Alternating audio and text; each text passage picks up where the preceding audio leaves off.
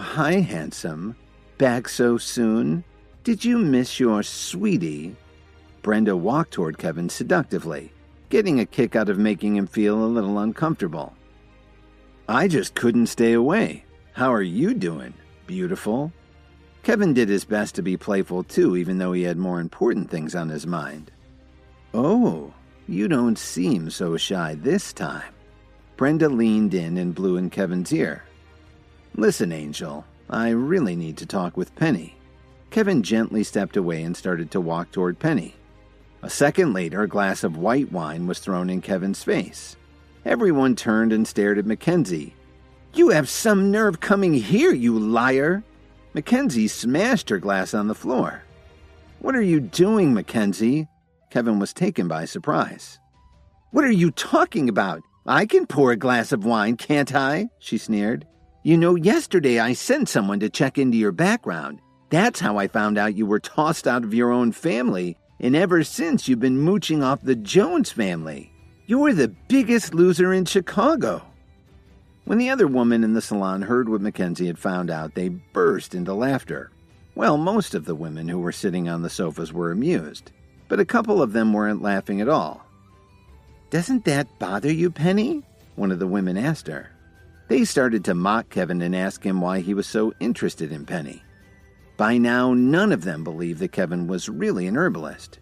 They figured he'd be lucky to train his body a little, let alone have such a specialized skill. After all, whoever heard of an herbalist who was short on cash? They're usually so rich they toss money around like it's confetti. Kevin frowned, but he didn't say anything more. He was there to ask for help. He would just have to put up with their humiliation if he wanted to help Dalton to recover. What am I? Mackenzie put her hands on her hips and glared at Kevin. I don't have the time for this. Kevin wiped the wine off his face and walked over to Penny. Can I talk with you about something? Oh, were you talking to me? Penny interrupted Kevin as she casually sipped her sparkling wine. Didn't you claim that you can refine all kinds of herbal meds? All I've seen is a giant hole in my wall. Let me explain that, Penny. Kevin didn't know what to say for a moment. That night, he'd been knocked unconscious by the person who'd been sent by Selena, the Alliance director. When he woke up again, he was at the Alliance's headquarters. He had no idea what happened during that time. There's nothing to explain. Just get lost. Penny gestured impatiently for him to go away. Did you hear what Penny said? Just get out of here or you're dead meat. Mackenzie was so angry she could barely catch her breath. Please, listen to me, Penny. My friend is dying. He urgently needs a gold and water gemstone to save his life. I don't care how much money you want for it, Kevin pleaded with her. Every minute that he delayed, Dalton was in more danger. Suddenly, all the women looked over at Penny. They knew that the Sutherlands had taken the raw material and hired a craftsman to create a bracelet for Penny. Do you know what you're talking about? That's an extremely rare treasure, Mackenzie scolded Kevin. Mackenzie's right. I think you should give up on the idea. It's Penny's favorite piece of jewelry and she hasn't taken it off in years. Brenda put one hand on Kevin's shoulder and patted his cheek with the other. Let's get serious. Penny knitted her brow as she thought about Kevin's request. Then she looked at him again. Do you know how much my family paid for it? I know it cost $600 million. I'll go to the bank to transfer the money to you right away, Kevin answered quickly. Things were going really well at Williams Media. Plus, the new hotel was doing great, and on top of that, Cook and Tyler would certainly back him. $600 million was just a drop in the bucket. Penny's friend stopped laughing. Do you have any idea how much $600 million is? Brenda asked. I know you're upset with me, but I really had an emergency that night. Look, I have the repair pill right here. Kevin held out his hand and showed it to her.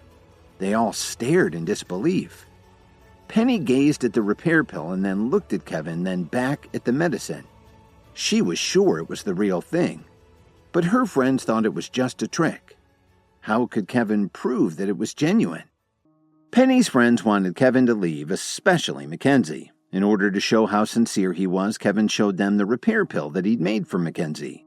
You've got to listen to us. Penny, don't let this trash cheat you again. Nobody actually knows what the repair pill looks like. This could just be a freaking piece of candy. She didn't trust Kevin at all. As he was listening to everyone badmouth him, he started to hyperventilate. How could they be so foolish when they had no idea what they were talking about? Let's listen to what he has to say. Penny looked Kevin directly in the eye and asked him, Is it true that your friend's life is on the line? Yes, it's true. Dalton was injured by an expert from the union. He's lying at home right now. If you don't believe me, I can take you over to the Steele family's mansion. Kevin anxiously shuffled his feet. Not right now. I ended up having the day off from school and I want to hang around a little more with my sisters.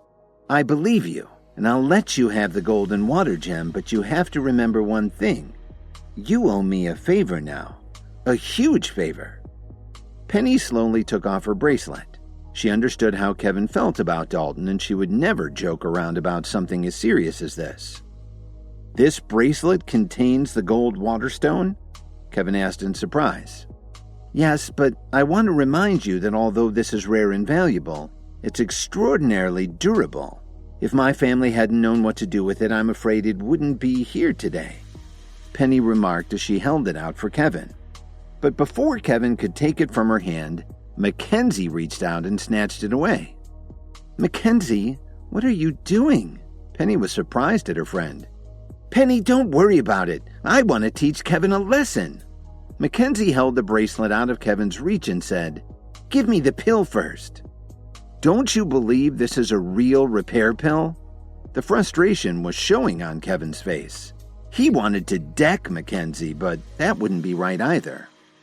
I just don't believe you. What's the matter with that? Mackenzie replied coldly. Give me the repair pill and I'll send someone to see whether this is a genuine med before I give you the bracelet. No way! As far as Kevin was concerned, this wasn't even an option, so he refused and pulled back his hand. Dalton was still unconscious. Was there enough time for Mackenzie to have the pill verified? What if she left and didn't come back? Kevin, you know that Penny can be a little gullible. Believe it or not, I'm ready to destroy the bracelet right now. Mackenzie's eyes were burning with anger.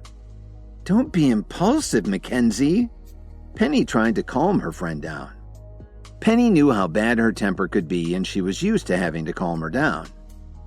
Mackenzie, you may not realize it, but the bracelet's material is virtually indestructible.